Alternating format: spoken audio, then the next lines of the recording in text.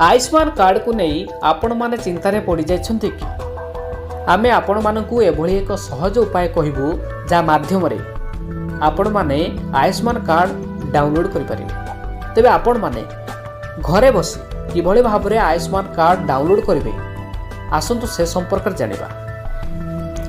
दर्शक बंधु प्रथमे आपण माने आपण को मोबाइल रे आयुष्मान ऐप डाउनलोड करबा को पड़िबो। डाउनलोड करबा परे ऐप टी को ओपन करबा को पड़िबो। तळे दिया जायथिबा लॉगिन उपरे क्लिक करंतु। तापरे आपण मानकु एभली किछि ऑप्शन आसी जिवो। सेठरा आपण माने बेनिफिशियरी को सिलेक्ट करंतु। तापरे कैप्चा दियंतु। तापरे आपण मोबाइल नंबर टी आसी जिवो। सेठी आपण मोबाइल नंबर देई वेरीफाई उपरे क्लिक करबा को पड़िबो। ओटीपी आसीबा परे पुणी थरे कैप्चा देई लॉगिन उपरे क्लिक करंतु।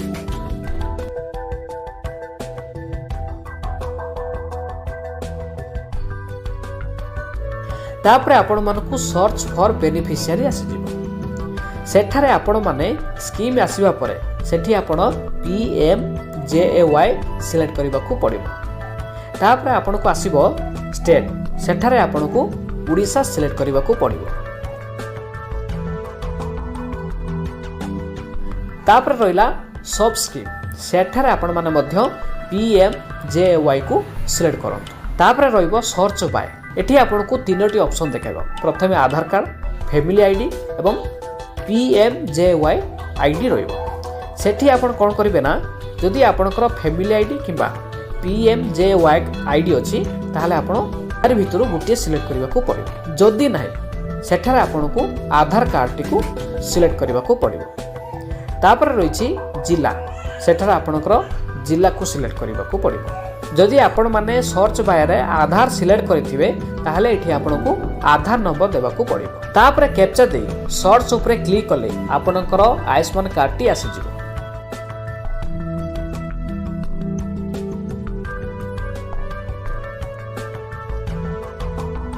डाउनलोड करबा को हेले आपणको एमिति किछि ऑप्शन आसीबो। सेठारे आपण माने ओटीपी माध्यम रे करि परिबे, आईरिस माध्यम रे करि परिबे, फेस दे आपण वेरीफाई करि परिबे, नचेत आपण कोन करिवे ना फिंगरप्रिंट दे मध्य आपण वेरीफाई करि परिबे।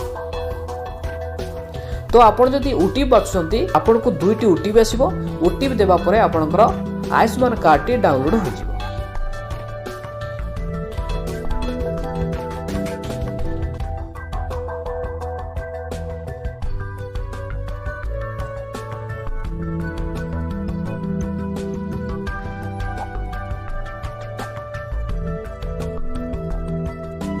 शेष गोटे कथा कही रखुचु जे अधिकांश लोक सर्च करिबा बेले नो रेकर्ड फाउंड आसुछि। सेमाने मध्य किछि चिंता करिबा को पड़िबो नाही कारण सेमाने मध्य कार्ड पाई परिबे।